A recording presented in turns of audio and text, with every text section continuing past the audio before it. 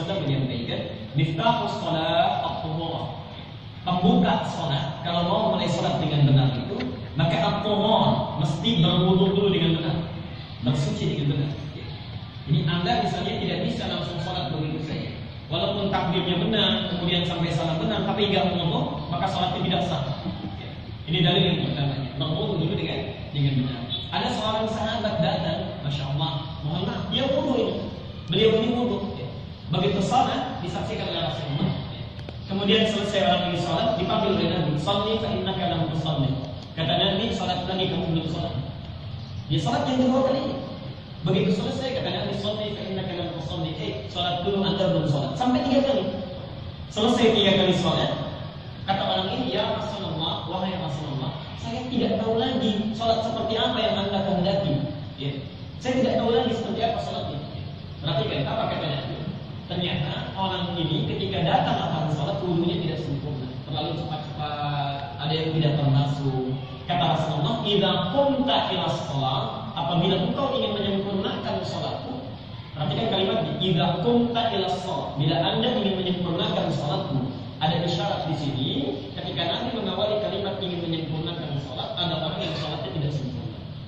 Idza qumta ila shalah, kalau Anda ingin menyempurnakan salatmu, asbighul wudu, maka sempurnakan dulu wudu. Sempurnakan wudu. Bapak Ibu sekalian, ada isyarat di sini. Orang yang kalau salatnya pun bagus, mohon maaf, tapi wudunya tidak sempurna, maka dianggap salatnya tidak sempurna. Karena itu untuk hari ini kita mulai dulu bagaimana cara wudu yang diajarkan tadi. Seperti apa dalilnya, caranya seperti apa, kemudian hikmahnya bagaimana, kenapa disebut dengan wudu, itu materi pertama kita. Kalau masih ada waktu kita akan langsung teruskan kepada takbirnya. Karena hadisnya saya sempurnakan dulu. Miftahus shalat at-tuhurah, membuka salat dalam wudu dengan sempurna dulu. Wa tahrimuha at-takbir, kemudian yang mengharamkan segala gerakannya dimulai dengan takbir. Wa taslimuha at-taslim, atau waqtitamuha at-taslim, dan akhirnya ditutup dengan salam. Riwayat lain waqtitamuha at-taslim, ditutup dengan kemudian dengan salam. Bagaimana cara wudu yang baik? Kita akan mulai materi kita di sini. Kita akan bahas dari 3 sisi. Satu caranya, kedua bacaannya. Kalau ada bacaan, kita akan bacakan. Dan yang ketiga nanti hikmahnya. Ini yang jarang dibahas. Baik. Quran surah kelima Al-Maidah ayat yang ke-6. Kita mulai dari Qurannya dulu. Quran surah kelima Al-Maidah ayat yang ke-6. Ya ayyuhalladzina amanu, hai orang-orang yang beriman. Perhatikan Bapak Ibu sekalian. Kalau di Quran ada ayat yang diawali dengan kata iman, panggilannya dengan iman. Ya ayyuhalladzina amanu, kata para ulama tafsir, perintah yang disampaikan setelah dimulai dengan kalimat iman ini menunjuk pada kualitas dan kuantitas iman kita. Dengan kata lain, kalau Anda ingin mengukur kuatnya iman kita, maka lihat kepada semangat kita dalam menunaikan perintahnya. Kalau agak malas-malas, nah itu berarti imannya masih di bawah. Kalau semangat, berarti imannya itu maksimal, paripurna, insyaallah. Contoh, ya ayyuhalladzina amanu kutiba alaikumus syiyam, hai orang-orang beriman, ya, diwajibkan atas kalian puasa Ramadan itu. Kalau Anda semangat puasanya sebelum Ramadan sudah ditunggu-tunggu, ya sudah senang kita menantinya, itu tanda imannya bagus. Tapi kalau kita cuma biasa saja, malas-malasan, bahkan nggak suka, bahkan bisa ada orang yang saat akan datang puasa mengeluh, ya Allah puasa lagi, nggak bisa makan lagi siang, misalnya. Nah, itu pertanda imannya bermasalah. Ya ayyuhalladzina amanu, hai orang-orang yang beriman, idza qumtum ila shalah, kalau kamu hendak menyempurnakan salat, perhatikan. Nah, ini perintah di Quran, artinya kalau orang imannya sempurna, pasti dia responnya maksimal. Kalau cuma malas-malasan saja, imannya ada masalah di sini. Idza qumtum ila shalah, perhatikan, apabila Anda ingin menyempurnakan salatmu, fagsilu wujuhakum, maka mulailah fase menyempurnakan salat itu dengan berwudu, basuh wajah. Jadi salat diawali dengan menyempurnakan wudu. Orang yang wudunya malas-malasan, ini pertanda salatnya tidak sempurna. Ini pertanda imannya kurang. Jika orang ini imannya bagus, salatnya baik, wudunya akan dia perhatikan. Hati-hati nanti saya di akhir setelah mempraktikkan wudu akan menerangkan ada setan khusus yang menggoda orang wudu. Disetankan jenis-jenis setannya, hati-hati. Ada setan saat wudu, ada setan saat sholat, ya. Ada setan saat pulang ke rumah, ada setan saat sedang di kantor, ada. Nanti kita sebutkan namanya satu-satu. Baik, kita mulai. Satu. Saya bacakan dulu ayatnya. Fagsilu wujuhakum. Maka mulai dengan membasuh wajah. Jadi kita terangkan. Wa aydiyakum ilal marafiq. Kemudian tangan sampai siku. Wamsahu bi wujuhikum. Kemudian mulai berpindah dengan, ini bukan membasuh lagi, mengusap kepala. Mengusap kepala. 3. 1 membasuh wajah. 2 membasuh tangan sampai siku. 3 mengusap kepala. Wa arjulakum ilal ka'bayn, kemudian membasuh kaki sampai ke batas mata kakinya. 4 yang disebutkan Quran. 4 yang disebutkan Quran. Jadi yang pertama adalah membasuh wajah, 2 tangan sampai siku, 3 mengusap kepala, katanya berpindah dari ghasala menjadi masah, dan yang keempat kaki sampai kedua mata kaki.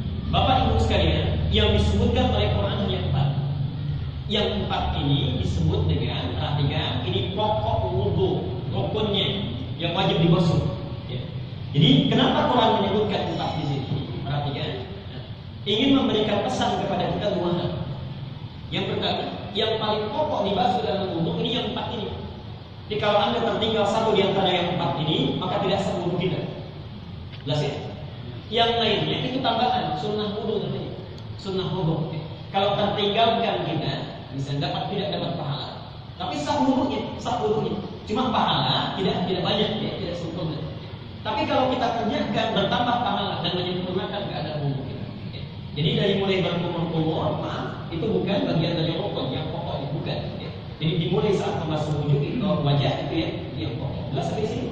Jelas. Kenapa cuma disebutkan 4 tidak ditambah dengan yang sunnahnya? Ini menunjuk kepada fase-fase keutamaan dalam berwudu terkait dengan kebutuhan air. Jadi kalau airnya banyak, melimpah misalnya, maka sempurnakan dengan sunnahnya. Mulai dari kumur-kumur, ya. Kemudian nanti setelah membasuh wajah, ya, ada lagi setelah tangan nanti kepala, telinganya itu bagian tambahannya, ya. Misalnya mengusap-usap yang di sudut mata itu bagian tambahannya. Jadi disempurnakan keadaan tubuh kita bergantung dengan kadar airnya. Kalau kadar air misalnya, mohon maaf, kurang, tidak melimpah, tidak banyak, maka lihat cukup tidak membasuh dengan yang 4 tadi. Kalau yang 4 masih cukup untuk kita basuh kadarnya, maka kita tidak diperkenankan tayamum dulu. Jelas ya? Jangan misalnya nggak ada air atau airnya sedikit langsung tayamum, tidak. Lihat dulu bisa nggak membasuh yang 4 ini.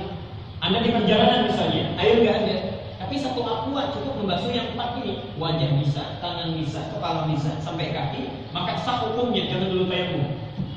Kecuali kalau sekiranya air tidak cukup digunakan membasuh yang 4 ini, atau ada airnya tapi dibutuhkan untuk kepentingan yang baik, untuk buang hajat dan lain sebagainya, atau ada airnya tapi anggota tubuh kita tidak sanggup untuk digunakan berwudu karena berpenyakit, maka diteruskan ayatnya, fa in lam tajidu ma'a fatayammamu. Kalau menyalahi hukum yang tadi, tidak bisa digunakan dengan yang 4 atau air tidak bisa kita gunakan, maka boleh kita kemudian bertayamum. Jelas dulu di sini. Jelas. Di tahapan pertama sempurnakan keseluruhan kalau airnya cukup. Kalau tidak cukup kemudian gunakan untuk yang 4 saja. Kalau tidak cukup lagi maka boleh kita kemudian bertayamum. Jelas sampai di sini? Sekarang mari kita mulai prakteknya. 1, saya ke yang pokok dulu ya. Kalau yang tadi tambahan nanti. Bapak Ibu sekalian perhatikan kalimat Qurannya. Kita belum punya whiteboard. Ada ya. Nanti saja pertemuannya akan ada. Perhatikan kalimat Qurannya menggunakan ghasala. Idza qumtum ila shalah faghsilu. Ghasala itu kalau dalam bahasa Arab, ambil airnya, diambil airnya, ditumpahkan di tempat yang akan dibasuh. Jadi kalau Anda akan wudu, kata Al-Qur'an, faghsilu wujuhakum, ambil airnya, tumpahkan di tempat yang akan kita basuh dalam wudu. Tadi wajah, berarti ambil air, tumpahkan di wajah. Jadi bukan ambil air, dibuang dulu airnya, baru gosok wajah. Itu bukan ghasala namanya. Jelas di sini? Ambil airnya, faghsilu wujuhakum, ambil air, bisa dari misalnya bejana, kemudian kita tuangkan. Lebih bagus, lebih hemat, lebih bagus ya. Bukan kita ambil misalnya lalu satu wajah kita begini, itu tidak tepat. Ambil airnya atau dari keran, tumpahkan di wajah, faghsilu wujuhakum. Perhatikan sini. Dalam membasuh wajah ada 2 jemari yang seringkali kurang berperan dengan baik. Satu, telunjuk. Yang kedua, jempol. Ingat, batasan wajah itu dari yang paling atas kening sini, ya, sampai ke bawah, sampai bagian telinga di sini, bagian telinga. Ya, batasan wajah. Ya. Termasuk kalau yang punya jenggot boleh, ya, sampai jenggot itu di sela-sela. Ya. Yang nggak punya jangan maksa. Dan kalau nggak punya jenggot jangan dipaksa-paksa. Ya. Karena hadis nabinya itu, melihat ya, Eva itu bukan menumbuhkan jenggot itu. Eva itu bukan menumbuhkan jenggot. Eva itu artinya memelihara kehormatan dan penampilan ketika kita punya jenggot. Ya. Jadi dulu zaman Nabi orang sudah berjenggot, bahkan orang Muslim pun berjenggot. Cuma ada orang Persia nggak berjenggot. Persia itu kayak Irak dan sebagainya. Sekarang kan kelihatan nggak pakai jenggot kan, rata-rata dihilangkan. Nah ketika dia pulang ke Mekah, ke Madinah, mengadukan pada Rasulullah, ya Rasulullah orang Persia nggak berjenggot. Kata Nabi, kamu berjenggot. Nah, bahasa kamu berjenggot itu menggunakan iffa dari kata iffa. Ya, bukan anatu, bukan menumbuhkan, tapi merawat. Karena memang sudah berjenggot orang Arab itu. Yang bukan Muslim pun berjenggot. Ihfa itu artinya merawat, memelihara sehingga tampil indah. Maksudnya kamu jangan ikut budaya orang. Kamu nggak berjenggot, ikut dia nggak berjenggot. Tidak begitu. Ya. Ketika dia tidak berjenggot, bukan berarti kamu nggak berjenggot. Kamu tetap berjenggot, tapi rawat jenggotmu dengan baik kalau punya jenggot. Ya. Sehingga tampilnya indah, rapi, enak dipandang. Itu sunnahnya. Tapi kalau nggak punya jenggot, jangan memaksa-maksa punya jenggot. Karena sunnahnya bukan menumbuhkan jenggot, merawat yang punya jenggot. Ya. Ingat ya, ini bedanya orang Islam yang berjanggut dengan non-Muslim yang berjanggut. Orang Islam itu mesti dirawat. Ya, jangan tampil berantakan, itu poinnya. Tapi kalau nggak berjanggut, jangan maksa. Anda beli ketimun, beli arang, misalnya di oleh sorry tidak bukan ya. Nah, kita kembalikan dulu. Kalau punya jenggot kemudian untuk disesuaikan. Lihat sini, ambil airnya, tumpahkan di wajah. Baik, dia yang telunjuk kemudian mulai membersihkan ujung-ujung mata. Ya. Sehingga kotoran-kotoran itu bisa keluar. Dan baiknya kata para ulama, walaupun dari keterangan Nabi-nya tidak didapatkan apakah mata terbuka atau tertutup, tidak ada keterangan hadisnya. Tapi kata para ulama, sebaiknya kalau memungkinkan matanya terbuka dan tertutup. Ya. Sehingga ketika disiram seperti ini, ya, kotoran yang dari mata bisa keluar juga. Ya, itu lebih bagus. Ya. Jadi ambil airnya, siramkan ke wajah, kemudian telunjuknya mulai membersihkan kotorannya. Ya. Ini insya Allah akan berpengaruh dalam sholat, terutama subuh. Ya.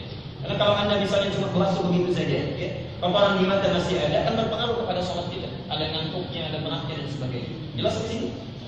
Ambil, kemudian siramkan. Nah, jempol bagian belakang mulai membasuh ke bawah sini. Ya, basuh ke bawah sini. Yang punya jenggot kemudian boleh di-slide, ya, supaya merata ke dalamnya. Ya. Jelas di sini? Jelas. Satu. Kemudian wa aydiyakum ilal marafiq. Ambil air lagi, tumpahkan, siramkan di tangan sampai siku. Ingat bahasa Qur'annya, aydiyakum ilal marafiq, tangan sampai siku, jari sampai siku, bukan siku ke tangan. Ya. Kadang-kadang kita suka lupa di muka keramnya, siku ke tangan begini. Ya.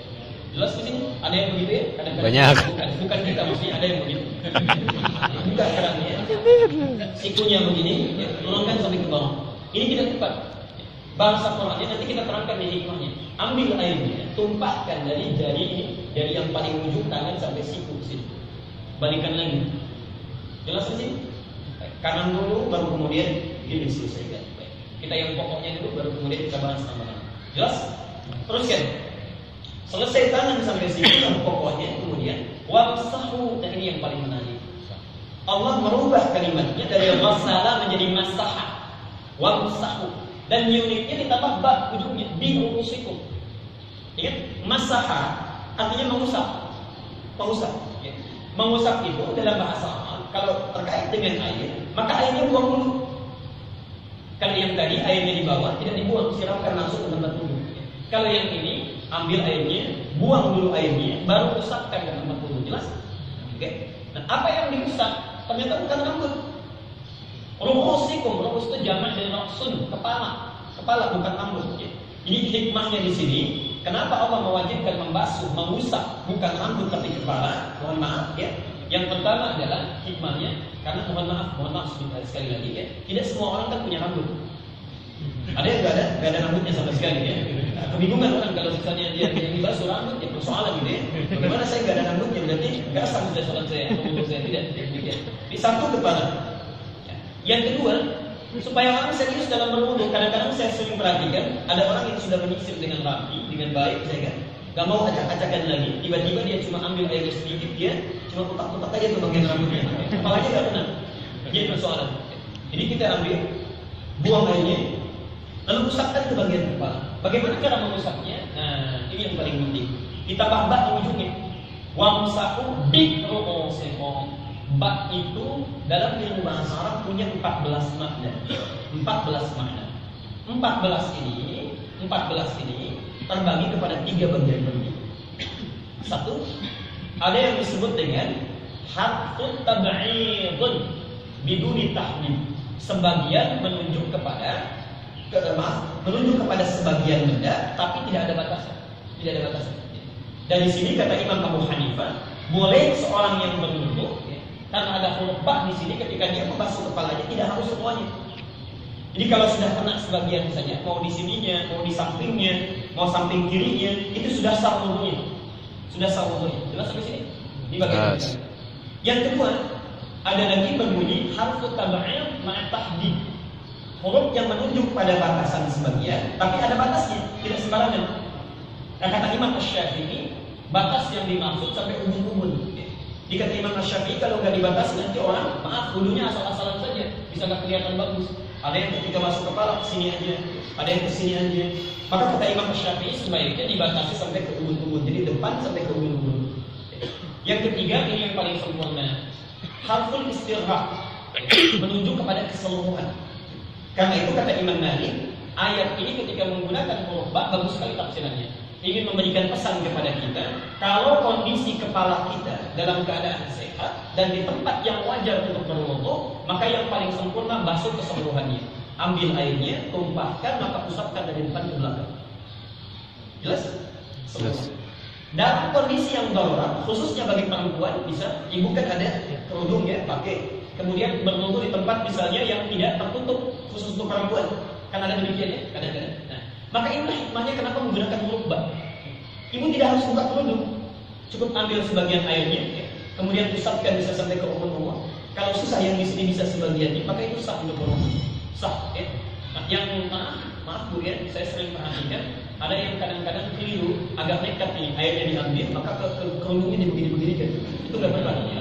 Ada satu pertanyaan yang pernah terjadi. Cukup diambil, tumpahkan, kemudian usap sebagiannya. Atau bapak yang misalnya ada persoalan di kepala, misal ada sakit, terkena luka dan sebagainya, maka itu nggak perlu dibasuh keseluruhan, boleh sebagiannya saja. Karena itu hikmahnya menggunakan huruf ba. Famsahu bi ru'usikum. Jelas di sini? Baik. Wa arjulakum ilal ka'bayn. Hati-hati bagian keempat yang pokok, membasuh kaki sampai mata kaki. Ada seorang yang hati-hati diancam oleh Nabi masuk neraka karena persoalan basuh kaki ini. Persoalan basuh kaki ini. Perhatikan, kalau kita ambil membasuh telapak kaki sampai dengan ke mata kaki, yang paling bagus kalau kita bagi 3 bagian, ya. Basuhan pertama, kedua sampai dengan yang ketiga. Lihat sela-sela dulu ini. Ini yang diperingatkan oleh Nabi. Karena ada orang yang menganggap ringan kotoran di sela-sela, terutama di kulit. Jadi kalau Anda mengambil, basuh dulu ini, yang bagian depan sela-sela, kotoran dikeluarkan dulu, sehingga tidak membawa najis ketika menghadap pada Allah atau kotoran. Ya. Yang kedua baru rapikan ke belakang. Yang ketiga bisa masuk keseluruhannya. Jadi ambil air, kemudian kita sela-sela dulu yang di sini, satu. Kedua kita ke belakangkan begini, rapikan. Yang ketiga masuk keseluruhannya sampai dengan mata kaki. Ya. Jelas sampai di sini? Selesai baru kemudian yang kirinya satu dan yang lainnya dilakukan secara tertib. Ini bagian yang pokok. Saya sempurnakan yang cepat dari awal dengan tambah sunnahnya. Satu, ya, kita mulai menyela-nyela dulu. Ya, Bismillah di sini kita berniat ngomong. Ya. Kemudian dalam hati kita ucapkan Bismillah. Sudah kita sela-sela ini selesai, dia ambil air, mulai berkumur-kumur. Namanya tamadmad. Ya. Tamadmad ini bukan sekedar berkumur-kumur. Bukan sekedar berkumur-kumur. Tamadmad ini meratakan air untuk membersihkan kotoran yang di mulut. Makanya bukan sekedar kumur-kumur. Kalau bisa, ambil kumur-kumur yang pertama, buang airnya, misalnya. Yang kedua, sambil Anda bersihkan, boleh dengan tangan bisa jemari, ya. boleh dengan jari misalnya kita bersihkan kalau sekiranya ada kotoran. Bahkan boleh dengan siwak. Siwak itu kalau sekarang sikat gigi lah, sikat gigi atau yang lainnya. Yang penting maksudnya begini, redaksinya menggunakan tamamat, maksudnya mengeluarkan kotoran-kotoran yang dirasa kotor di mulut itu. Kalau baru makan saya tidak cukup dengan kumur-kumur saja, maka gunakan jari untuk mengeluarkannya. Jelas sampai sini? Jelas. Kemudian dalam proses mengambil air dan berkumur-kumur ini, sebagian bisa dihirup ke hidung, istinsyaq. Ambil, hirup ke hidung, keluarkan lagi. Jelas? Siap? Baik. Dan jangan ragu, nggak jadi masalah kita ambil ke hidung misalnya, kemudian kita keluarkan. Ini sekaligus untuk mengeluarkan kotoran yang ada di hidung. Caranya bisa dua, bisa langsung ambil, kemudian air, kumur-kumur, keluarkan. Lalu boleh kita kemudian hirup sebagian ke sini, ke hidung. Setelah ini bisa ke hidung. Tapi yang paling sempurna, paling bagus, ini yang paling kuat dalilnya. Ketika mengambil ke mulut, hirup ke hidung sebagian. Siap? Ambil air ke mulut, kumur-kumur, hirup ke hidung sebagian. Kita keluarkan, dan di sini kemudian kita keluarkan hidung. Jelas sampai sini? Sudah, dari sini, dari mulut, kemudian istinsyaq ke hidung, kemudian kemana? Wajah. Tangan, tadi sudah dibahas. Kepala, nah dalam membasuh kepala, ada sunnah membasuh telinga. Membasuh telinga. Ini bisa dilakukan dengan dua cara. Hadisnya sahih. Bahkan kalau Anda belajar yang paling singkat, Subulus Salam, dua-duanya ada di situ hadisnya. Satu bisa langsung ambil air, buang, sapu ke belakang lagi ke depan, kemudian telinga. Boleh kita bersihkan. Yang telunjuk membersihkan bagian dalam sini. Yang jempol membersihkan bagian belakang. Jelas? Bisa cara yang kedua, ambil, tumpahkan airnya, kepala dulu. Ya, selesai, baru ambil air, baru basuh telinga. Ini boleh. Hadisnya dari Utsman bin Affan. Jelas di sini? Selesai ini baru kemudian nyambung ke kaki. Nah, ini urutan-urutannya mesti dilakukan dengan tertib. Lakukan dengan tertib. Tidak boleh kita lompat-lompat. Saya berikan dua catatan. Catatan pertama, perhatikan. Catatan yang pertama. Nabi membatasi basuhan itu ke dalam 3 kali basuhan. 3 kali, hati-hati. Jadi boleh kita bisa membasuh wajah 3 kali, basuh tangan sampai 3 kali ya. Batasnya 3 kali basuh, 3 kali basuhan. Kata Nabi, "Faman zada," siapa yang nambah sampai 4 kali misalnya, faqad asa Abul Qasim, dia telah bermaksiat kepada Nabi. Melanggar ketentuan Nabi. Nah, seringkali orang keliru memahami yang 3 kali ini. Yang dimaksud 3 kali bukan harus 3 kali, bukan. Maksudnya batas maksimal basuhan kalau saat membasuh yang pertama kita rasakan tidak merata basuhannya. Misal saya ambil bagian pertama, ketika dibasuh misalnya saya rasa ada yang belum terbasuh, belum rata, ambil lagi satu, kedua kali basuh lagi. Ada yang belum sempurna lagi, ambil lagi satu, sempurnakan. Masa sudah 3 kali nggak terbasuh juga ya? Jadi ini yang dimaksudkan. Tapi kalau Anda misalnya sudah 1 kali sudah terasa sudah merata, sudah baik, maka cukup sudah. Tidak ada masalah di situ. Karena itu kalau airnya sedikit, misalnya sudah airnya sedikit, kita gunakan yang pokok, maka maksimal kita gunakan. Kalau sekali basuhan sudah dipandang merata, cukup, ya, cukup. Ya. 2 kali untuk tambahan. Jelas di sini.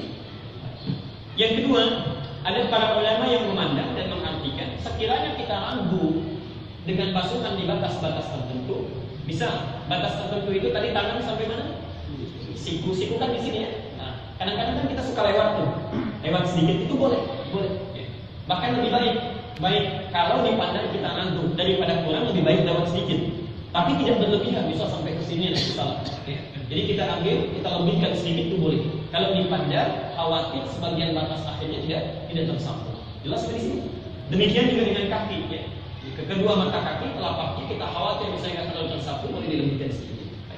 Catatan yang kedua adalah itu mesti dilakukan secara tertib dengan jeda yang tidak terlampau lama.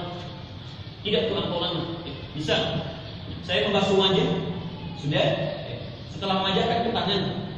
Nah, Anda boleh misalnya karena ada ketentuan tertentu, bisa kerannya itu nggak bocor airnya, pindah ke keran lain, itu nggak usah diulang.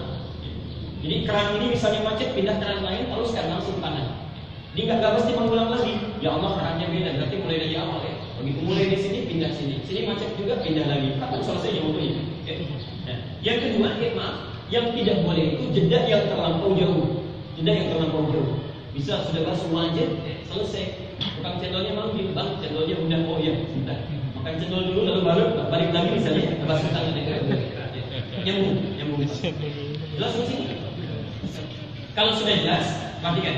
Sekarang kita masuk ke hikmahnya terkait dengan hadis Nabi Sallallahu Alaihi Wasallam. Nanti dari sini baru kita boleh dialog. Apa yang dimaksud dengan wudu? Wudu artinya kita pikir-pikir dulu. Kalau sudah jelas jawabannya, angkat tangannya. Artinya wudu.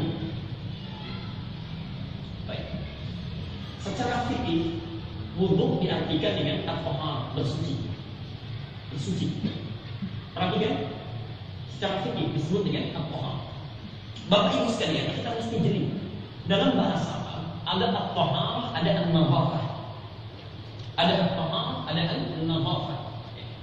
Kalau an-nadhafah, pernah dengar ada bahasa an-nadhafah atau minal iman. Kebersihan sebagian daripada iman. Itu bukan hadis ya, itu ungkapan, bukan hadis.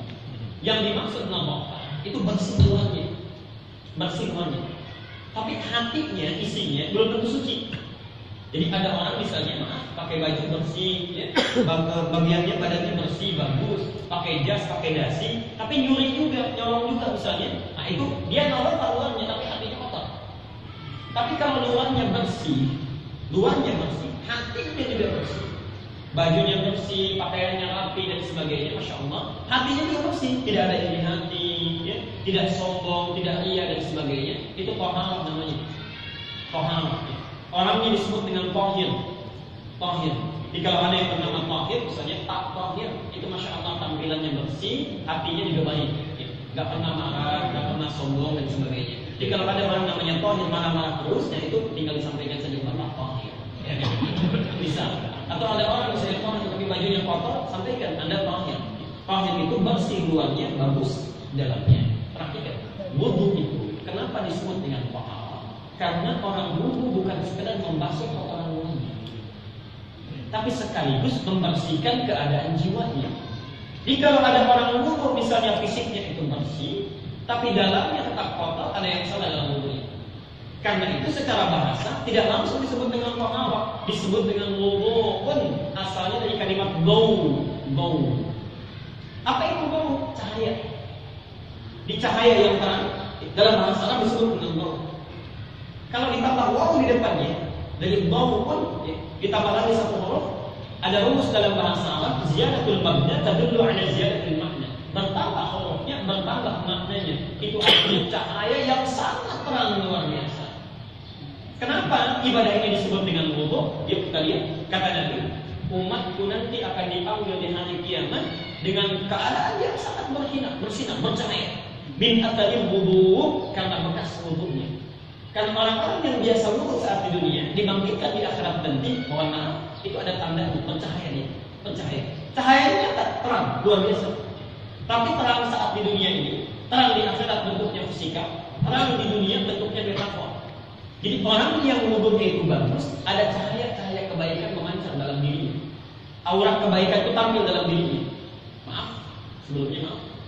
Kalau anggota tubuh yang kita biasa basuh dalam wudu itu, umumnya bukankah yang biasa kita gunakan beraktivitas?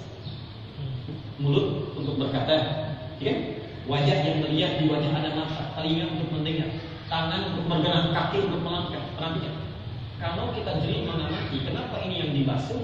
Karena umumnya anggota tubuh ini yang kita gunakan keseharian, dan umumnya yang dipakai itu seringkali banyak salahnya.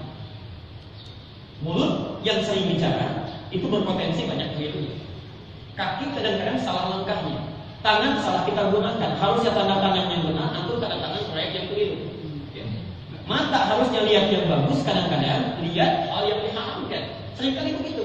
Karena itulah Allah berkeinginan setiap kali kita akan sholat, setiap waktu dibebaskan lagi, dibersihkan lagi dari kotoran-kotoran yang menyertai ini. Kotoran fisik, kotoran non fisik.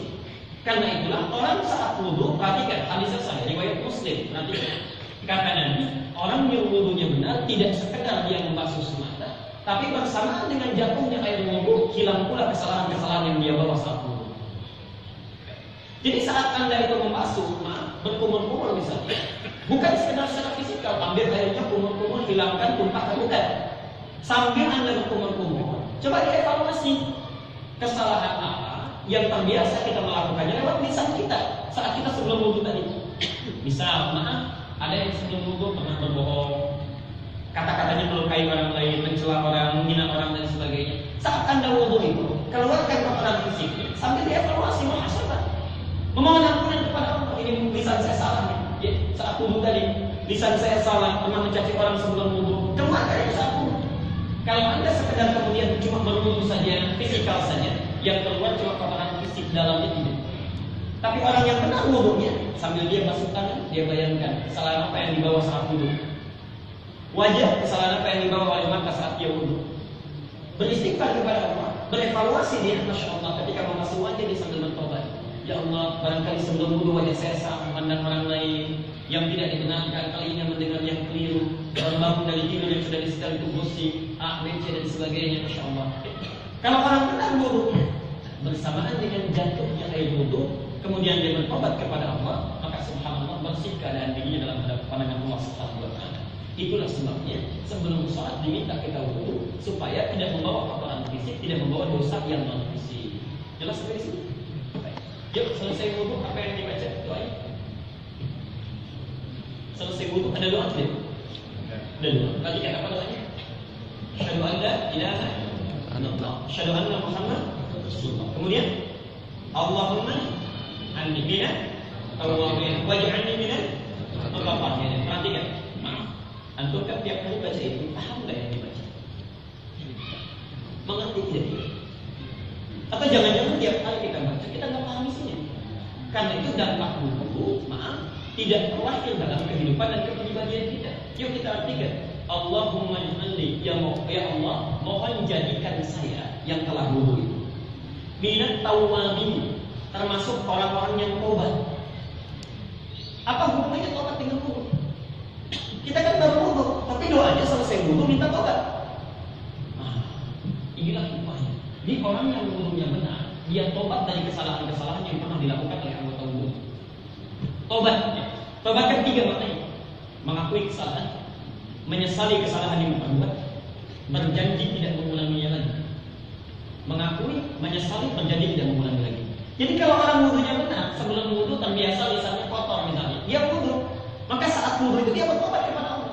Diakui, ya Allah, ini lisan saya salah selama ini. Menyesal, ya Allah, saya menyesal. Bagaimana kalau sholat saya diwafatkan, lisan saya tetap tajam. Lalu dia berjanji tidak mengulangi lagi. Selesai wudu, Masya Allah, orang yang wudunya berhasil, ada aura cahaya kebaikan dalam lisannya. Kata-katanya baik, santun, tidak menyakiti orang lain. Demikian pula dengan tangan, dengan wajah, telinga sampai dengan kaki. Itulah makna wudu yang sempurna. Jadi orang yang wudunya baik itu tidak mungkin pandangannya kotor, kakinya melangkah pada yang salah, itu baru wudu. Jadi kalau selama ini kita wudu, lisan kita tetap menyakiti orang lain, tangan bergerak pada yang salah, kaki melangkah pada yang keliru, telinga mendengar yang salah, itu ada yang keliru dalam wudu. Ada yang keliru dalam wudu. Saya kira itu dulu untuk bahasan yang pertama, bagian dari wudu. Kita buka dulu barangkali kalau ada yang ingin tanya. Sampai jam berapa kita? Jam 2 aja. Oke, saya buka singkat saja. Ada yang mau tanya dulu tentang wudu? Silakan.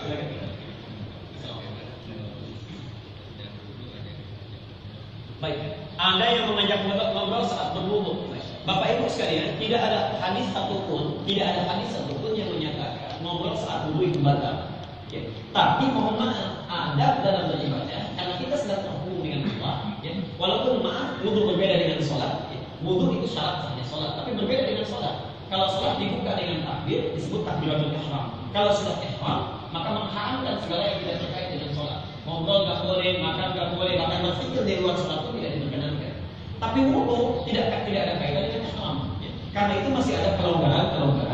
Tapi kalau melanggar adabnya, maka itu pun mengurangi kesempurnaan wudu. Kalau kita sedang wudu, kemudian ada orang mengajak ngobrol, maka kata para ulama bergantung pada kadar obrolan yang disampaikan kepada kita. Kalau kadar obrolan yang terkait dengan sesuatu hal yang urgen, penting, bisa ya. Kita sedang wudu, dompet kita misalnya agak mau keluar, mau jatuh. Orang mengatakan, Pak, itu dompetnya mau jatuh. Kita kemudian masukkan kembali, kita ucapkan terima kasih, itu biasa saja, tidak ada masalah. Dan tetap wudu kita sempurna. Ya. Tapi kalau yang dimaksud ngobrol ini, ngobrol tidak ada ujungnya. Ya. Misalnya kumur-kumur tidak ada ngobrol juga. Ya. Misalnya sedang basuh wajah dia ada ngobrol lagi. Ya basuh tangan dia ada ngobrol lagi. Maka yang seperti itu mengurangi kesempurnaan wudu. Bahkan ada yang berpendapat tidak sah wudu. Ya. Karena dari mana asalnya? Dari hadis tadi, nomor hadis 238 At-Tirmidzi. Ada orang yang sudah wudu, ya. Itu tidak ngobrol, cuma buru-buru. Karena dia buru-buru wudunya, ada yang tidak tersapu sebagian. Apalagi orang ngobrol. Ya. Kadang-kadang Anda saya sedang basuh tangan diajak ngobrol, ya. Kita nggak melihat apa yang kita basuh. Ada yang tidak tersapu dengan baik, ya. Maka mohon maaf kadang-kadang wudu kita tidak sempurna. Kalau orang buru-buru saja tidak ngobrol, oleh Nabi diminta mengulang wudunya, maka bagaimana dengan orang yang ngobrol tidak konsentrasi dengan basuhannya? Ya. Maka itu pendapat yang mengatakan orang yang ngobrol selama sampai dengan wudu, maka sebaiknya dia mengulang wudu. Ada yang demikian. Ya. Jadi kalau sebatas obrolan yang ringan, sifatnya oke, maka tidak dia mengurangi kesempurnaan wudu. Tapi orang yang sambil wudu, misalnya sambil berdiskusi, ya, apalagi sambil bahas masalah, maka sebaiknya dia mengulang wudunya sehingga dapat sempurna kembali. Nah, orang yang wudunya itu seringkali tidak sempurna, ada satu setan yang mengganggunya. Satu setan, namanya walhan. Saya mau menyebutkan 4-5 nama setan. Kalau mencatat nanti, ya, hati-hati. Yang kedua, kalau mirip-mirip dengan nama misalnya ada di antara kita, itu segera diganti namanya, ya. Bisa jangan dari saya keluarga ada yang mirip namanya, maka harus wajib diganti. Satu, namanya walhan. Kalau pakai bahasa Arab, wawu, lam, hak kecil, non, walhan.